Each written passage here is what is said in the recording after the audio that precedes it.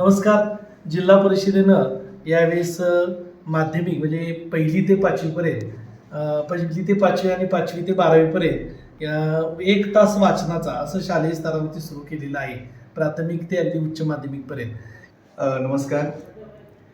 महाराष्ट्र वाचन चळवळ हा शालेय शिक्षण विभागानं जो शासन निर्णय पारित केला, ते सन्माननीय नायकडू साहेब यांच्या मार्गदर्शनातून संपूर्ण सातारा जिल्ह्यामध्ये इयत्ता पहिलीपासून ते 12वी अखेरच्या विद्यार्थ्यांमध्ये वाचनाची एक चांगली चळवळ निर्माण व्हावी आणि हे जे विद्यार्थी आहेत ते अधिक चांगल्या गतीनं समजपूर्वक रीतीनं वाचावे, यासाठी 1 तास वाचनाकरिता म्हणून संपूर्ण शाळांमध्ये हा उपक्रम राबवण्यात येतो आहे.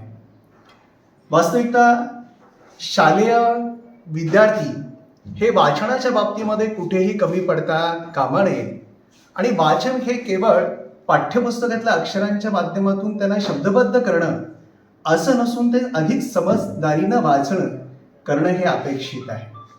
आपण पाहतो की मराठीमध्ये खूपसं चांगलं साहित्य आहे, पण या साहित्याच्या वाचनाची आवड जर विद्यार्थ्यांना निर्माण झाली नाही तर भविष्यामध्ये हे साहित्य विद्यार्थी वाचतीलच कसे, हा एक मोठा प्रश्न आज शिक्षण विभागामध्ये आम्हासारख्या सगळ्या कार्यकर्त्यांमध्ये आहे. आणि म्हणून या विद्यार्थ्यांमध्ये ही वाचनाची चळवळ अधिक चांगल्या गतीने वाढावी, यासाठी आमच्या सातारा जिल्हा परिषदेच्या माध्यमातून तो आता सध्या प्रयत्न सुरू आहे. त्या प्रयत्नाला सर्व शिक्षक चांगल्या पद्धतीने प्रतिसाद देत आहेत. ठिकाणी वाचनकट्टा नावाचा उपक्रमही राबवला जातोय. श्यामशाई, तोतोचान, अग्निपंख अशी कितीतरी संस्कारक्षम पुस्तकं आहेत की या पुस्तकांच्या माध्यमातून मुलांना अधिक चांगल्या पद्धतीने संस्कारित करण्याकरिता ही वाचन चळवळ ही फायदेशीर ठरते आहे.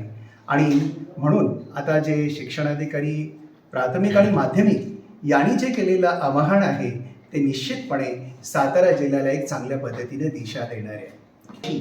खरं तर आम्हा सगळ्यांसाठी एक अभिमानाची बाब आहे की अखिल भारतीय मराठी साहित्य संमेलन सुद्धा हे साताऱ्यामध्ये होत आहे.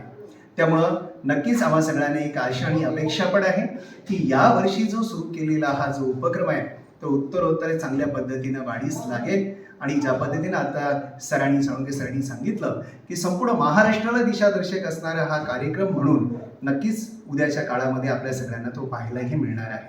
तेव्हा या उपक्रमाच्या अनुषंगाने मी शिक्षण विस्तार अधिकारी या नात्यानं या उपक्रमाचं मनपूर्वक स्वागत करतो आहे. आणि त्याचबरोबर या उपक्रमाच्या माध्यमातून हे जे शालेय विद्यार्थी आहेत ते अधिक चांगल्या गतीनं वाचनासाठी कसे कार्यक्षम होतील त्या दृष्टीने आम्ही सगळेजण सदोदित प्रयत्न करत राहू. धन्यवाद.